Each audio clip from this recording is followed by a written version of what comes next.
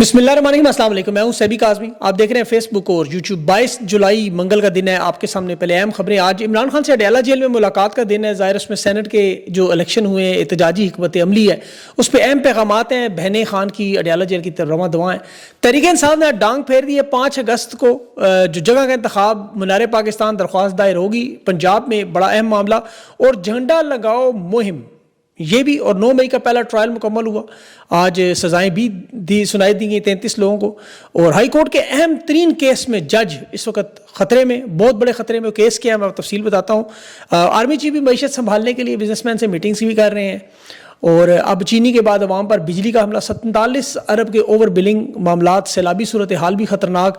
पिंडी में आज DHA में कर्नल अपनी बेटी समेत सैलाबी रेले में। चलास में 50 से ज़्यादा गाड़ियाँ और सैलाब के मामलात भी हैं। इसके अलावा खान से तो डर था ही। हसान न्याजी का खौफ अदालत में पेश करने से इंतजामिया डर रही है। मरियम नवाज ने भी आज एक नई फोर्स लॉन्च कर थी, एक और नई फोर्स। और बरतानिया में हद तक इज़्ज़त का जो केस चल रहा है, वो उस वक्त उसमें भी बड़े अहम सवालात जवाबात जो है वो ब्रिगेडियर साहब से पूछे जा रहे हैं। और सरदार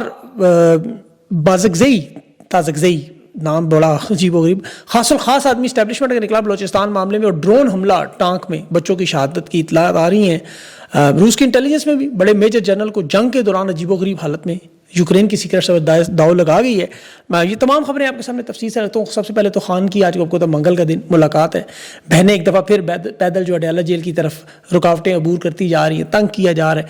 लेकिन वो जो मुलाकात है ज़ाहिर उसके तो दूसरे वीलॉग में ही तफसील आपके सामने आएगी।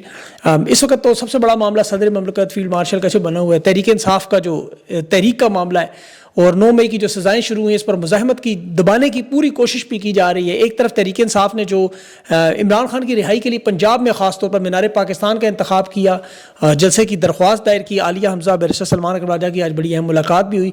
अब ये मुहिम शुरू किस तरह होगी? मुराद सईद की एक बड़ा अहम अभी ऑडियो पैगाम भी आया। और पाकिस्तान की आवाम जो है वो अब इस नुक्ते पर के इस तमाम मामलात से लाताल्लुक़ होकर सिर्फ इमरान खान की रिहाई पर फोकस के लिए तैयार है। और इसमें इमरान खान की जो रिहाई है वो मुराद सईद के मुताबिक सिर्फ और सिर्फ मुज़ाहमत से, सड़कों पर निकलने से। जो ताकत का नंगा राज अदलिया एस्टेब्लिशमेंट पार्लियामेंट में आपको नज़र आ रहा है, मकसद इक़्तिदार को तूल देना, इसको ज़्यादा से ज़्यादा अरसा बैठना और खान को रोकना, और जिसे रोकने के लिए अवाम सिर्फ सड़कों पर आ सकती है। ये मुराद सईद का ऑडियो पैगाम बड़ा अहम था जो व्हाट्सएप ग्रुप्स में उसने भेजा कि अपने अपने हलकों में, यूनियन कौंसिल में, तहसील सतह पर आप अवाम अपने मकामी रहनुमाओं के साथ जुड़ना शुरू करें। जल्दी जल्दी मोबिलाइजेशन की मुहिम को तेज़ किया जाए। और इसमें 2 हफ्ते बाकी हैं। 5 अगस्त में आपको पता है 2 हफ्तों में बहुत सी तैयारी पाकिस्तानी कौम कर सकती है। और इस वक्त सबका सवाल इस वक्त ये है कि 5 अगस्त को हमने करना क्या है? क्या कोई जलसा होगा, लॉन्ग मार्च होगा, धरना होगा, लॉकडाउन होगा, सड़कें बंद होंगी, सब कुछ करना क्या है? इसमें मैंने तहरीक इंसाफ के बहुत से रहनुमाओं से गुफ्तगू की। मरकजी लीडरशिप के अलावा सूबाई सतह पर, यूनियन कौंसिल पर, तहसील की सतह पर से डिसेंट्रलाइज किया जा रहा है। जो पैगाम pattern in chief Imran Khan ने खुद अडयाला जेल से जारी किया, 5 अगस्त तक इस तहरीक को अरूज तक लाना है। खान को पता था मुलाकातें रोक सकते हैं। अवाम की शिरकत और मोबिलाइजेशन के बाद इस दिन ये फैसला होगा कि धरना की जाएगा, लॉकडाउन जाएगा की तरफ मामला जाएगा, या क्या है, क्या होगा क्या।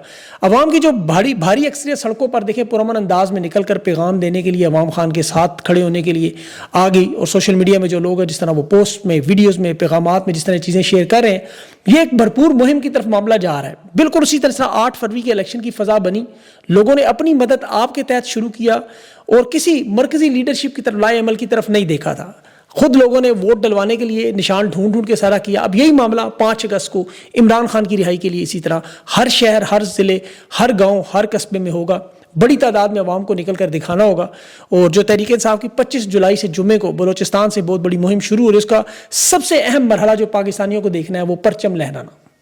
पूरी कौम से ये अपील की गई है तहरीक इंसाफ का झंडा अपने घरों पर, गाड़ियों पर, मोटरसाइकिल पर लहराना शुरू कर दें, और ताकि ये खौफ का बुत टूटे। देखें, जब आप झंडा लहराना शुरू होंगे, हर घर पर लहराएंगे, तो फिर पुलिस हो, रेंजर्स हो, ये घरों में छापे नहीं मार सकते।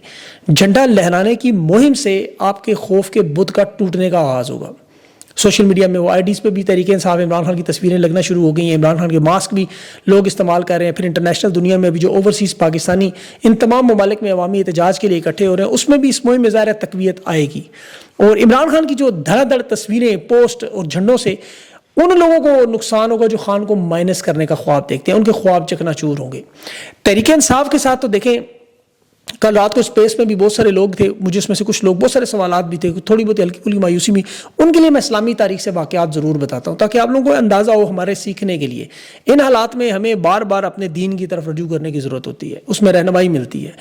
میں بنی اسرائیل کا یہ واقعہ آپ کے سامنے, جو بڑی پسندیدہ قوم تھی اللہ کی, موسیٰ علیہ السلام نے اس پر بڑی محنت کی, انہیں سیدھا راستہ دکھانے, فرعون کے مظالم سے نجات دلانے, سمندر تک پار کروائے, معجزات دکھائے, اللہ کی طرف بلایا. موسیٰ علیہ السلام کو جب توریت کے لیے اللہ نے کوہ طور پر 40 دن کے لیے بلایا تو یہی قوم جس پر محنت کی گئی تھی, ان کی پارٹی, ان کی جماعت, ایک جادوگر سامری کے جو سونے کا بچڑا بنا کے کہ یہ تمہارا معبود ہے, اسرائیل کے بڑے بڑے رہنما سب کچھ بھول کے اس کے پیچھے لگ گئے. موسیٰ علیہ السلام اللہ کو بچا کر لائے تھے, اس رب کی مدد سے جو دریاؤں میں راستے بناتا رہا, اسے وہ بھول گئے. اب آپ کے سامنے دیکھیں, دنیا کا کوئی بھی ایسا رہنما ہو کسی بھی تحریک میں, وہ جیل چلا جائے, اس کی کمیونیکیشن توڑ دی جائے, تو پیچھے پارٹیاں ایسے ہی کرتی ہیں جس طرح آج آپ کو نظر آ رہا ہے سیاسی سماجی تحریکوں میں دنیا میں نظر آئے. اب یہاں پہ سب سے اہم معاملہ آپ کا نظریہ ہے, اس کی طاقت سب سے اہم ہے. اگر بنی اسرائیل سامری کے بچڑے کی پوجا شروع کر سکتی ہے تو یہ جھوٹے لیڈروں کی دھوکہ بازی وقتی طور پر آپ کو پتہ ہے قیادت کی خلا کی وجہ سے آتی ہے. یہ تحریک انصاف کی لیڈرشپ کیا چیز ہے, اس لیے مت گھبرائیں اس میں, یہ تو چلتی ہیں آپ کو اور اونچا اڑانے کے لیے. اور موجودہ لڑائی تو آپ سمجھنے کے لیے ایک جملہ سمجھیں کہ مومنوں اور منافقوں کے درمیان ہے, یہ یاد رکھیے گا. سینٹ میں جو وہ سب بھول جائیں, اب موو آن کریں, ایک نشست سے کوئی فرق نہیں پڑتا, 2/3 اکثریت سے یقین کریں کوئی فرق نہیں پڑتا. ماضی میں ان سب لوگوں سے زیادہ 4 گنا زیادہ طاقت تھی. آپ کے پاس سب سے بڑی طاقت آپ کی تحریک ہے, عوام آپ کے ساتھ موجود ہے. ایک طرف دیکھیں ظالم بھرپور طاقت سے, تو دوسری طرف آپ کو یہ تحریک روکنے کی کوشش کریں. تو اب تو میرے خیال میں ان کے رہنماؤں کے لیے بھی ضروری ہوگا آپ کے ساتھ کھڑے ہوں, ان کی تو اپنی گردنیں اس وقت پھندے کا شکار ہونے جا رہی ہیں.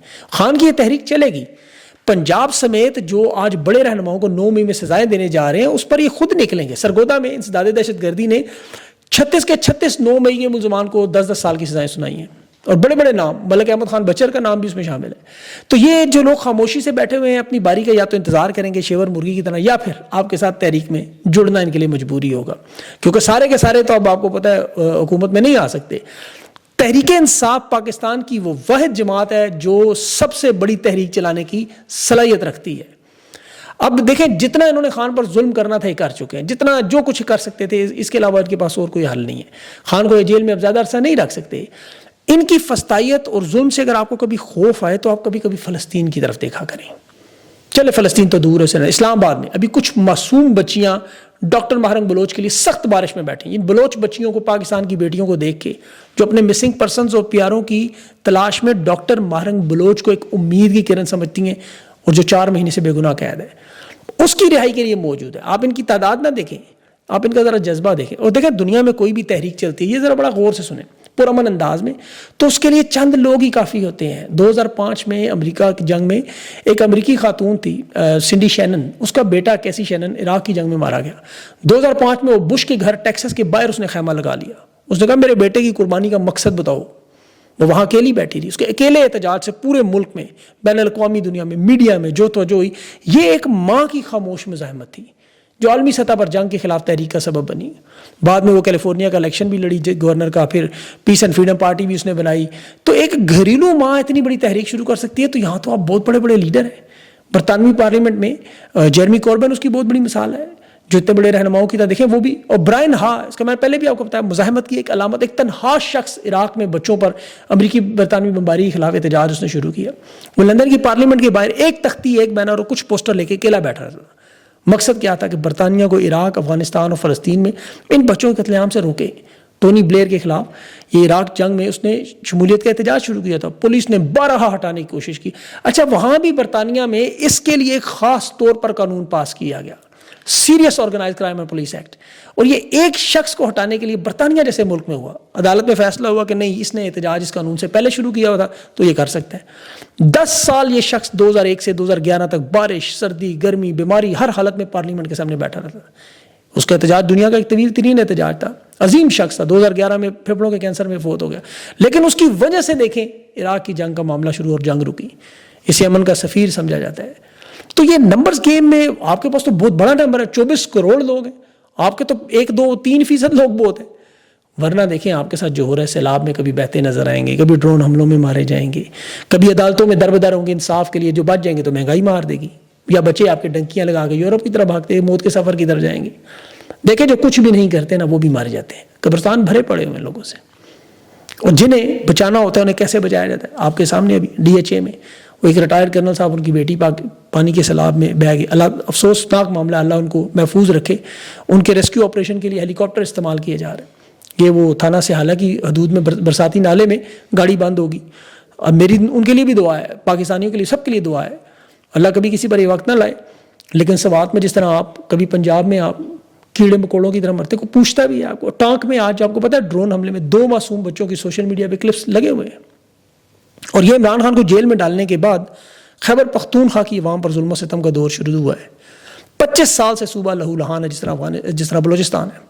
شاید ہی کوئی گھر وہاں ایسا ہو جو آپریشن کے گولیوں کے نشان نہیں تھے یا لوگوں کے ٹانگے بازو. میرے اپنے سارے دوست کہیں. اور ریاست اب کہتی ہے کہ جی کوڈ کاپٹر جیسے امریکی ٹیکنالوجی دہشت گرد استعمال کر رہے ہیں. وہ تھانہ بنو ہو, مریان ہو, نروڑ ہو, وہاں پہ جنوبی وزیرستان ہو. اور دوسری طرف دہشت گرد کہتے ہیں جی فوج وادی عتیرہ میں, جنوبی وزیرستان میں, ڈیرہ اسماعیل خان میں, بنو میں, یہاں یہ حملے کرتے ہیں. ایمنسٹی انٹرنیشنل کہتا ہے کہ شہری پاکستانی شہید ہو رہے ہیں, معصوم بچے شہید ہو رہے ہیں. الزام دہشت گرد بھی مسترد کرتے ہیں, یہ بھی مسترد کرتے ہیں. نقصان کس کا ہو رہا ہے؟ خیبر پختونخوا کی عوام کا, جو پچھلے 25 سال سے یہ برداشت کر رہے ہیں. تو یہ معاملات روکنے کے لیے خان کا ایک دور تھا جس میں امن رہا. تو آپ کو اسی لیے عمران خان کی ضرورت ہے. عمران خان نے تو کہا ہے خیبر پختونخوا میں FIR درج کر, لیکن وہ نہیں کرواتے. وہ 10 لاکھ 20 لاکھ خاندان کو پکڑا کے شہید ہونے والوں کو چپ کروا دیتے ہیں. اور طاقت اور یہ بدماشی دیکھیں, یہ بلوچستان کا جو واقعہ آپ کے سامنے ہوا, ابھی وہ سردار شیر باز ستکزئی نام آ گیا, اس کا نام میرے ذہن سے نکل گیا. اب دیکھیں جس طرح اس کو لایا گیا, نہ ہتکڑی, نہ کوئی ریمانڈ, نہ کوئی دھکے, نہ کچھ. اور سرفراز بگٹی بیٹھ کے کہہ رہا ہے کہ وہ جی ازواجی تعلقات اس عورت کے اور اس مرد کے بچے تھے, 4 اس کے تھے, 6 اس کے تھے. بھئی آپ کون ہوتے ہیں مارنے والے؟ تحریک انصاف کے ساتھ آپ کو یاد ہوگا خدیجہ شاہ اور یہ جتنی بھی خواتین آتی تھی کالے کپڑے دہشت گردوں کی طرح کے منہ پر ڈال کے لاتے تھے.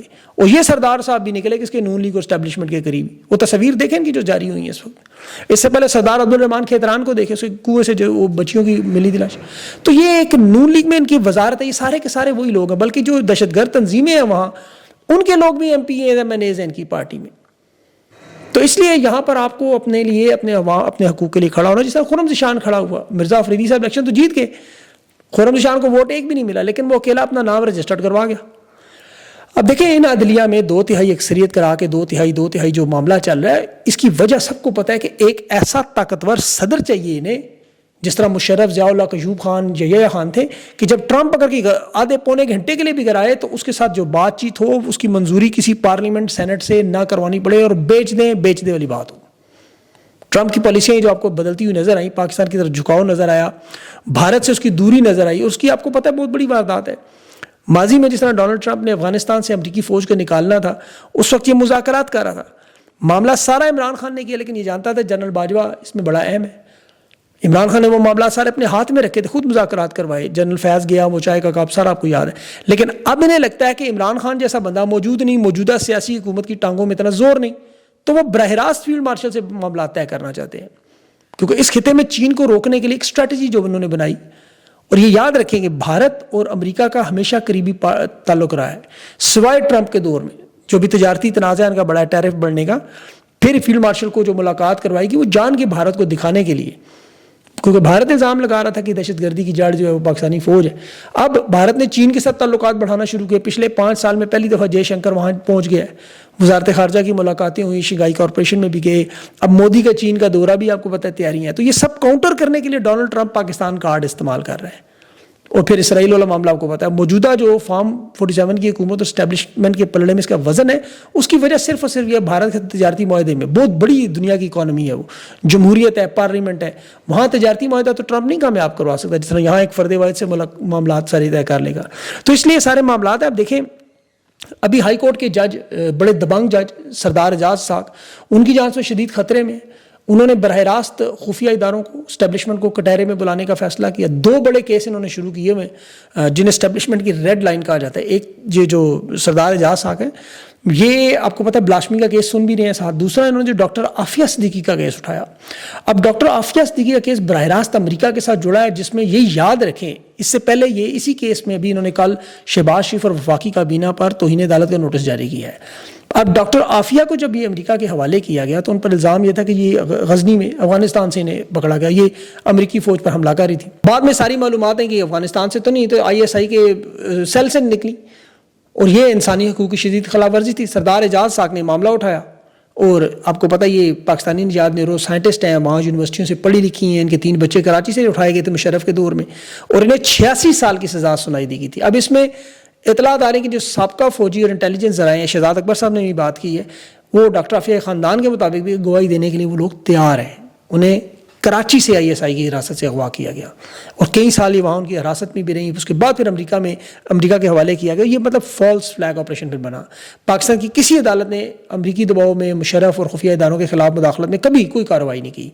کچھ سیاسی تنظیمیں, کچھ انسانی حقوق کی تنظیمیں اس پر مطالبہ کرتی رہی. سینیٹر مشتاق صاحب نظر آتے رہے. ڈاکٹر عافیہ آج بھی امریکہ کی جیل میں FMC کارسویل میں وہاں پر قید ہے, اور ان کی گواہی کے لیے اب جو اگر سابقہ فوجی خفیہ ادارے سامنے آ گئے تو پھر یہ معاملہ پاکستان کی عدالتوں سے اٹھا تو امریکی عدالتوں کے لیے لازمی ہو جائے گا. اسے روکنے کے لیے سردار اعجاز اسحاق کو بھی دھمکیاں دی جا رہی ہیں, اور خدا نخواستہ انہیں کچھ ہو بھی سکتا ہے کہ معاملہ بہت بڑا ہے یہ. اس کے علاوہ بھی بہت سی خبریں, لیکن عمران خان کی ملاقات ہے اور اس کے بعد انشاءاللہ اگلے ویلاگ میں اس کی تفصیلات. اپنا خیال رکھیں, مجھے اجازت دیں, اللہ حافظ.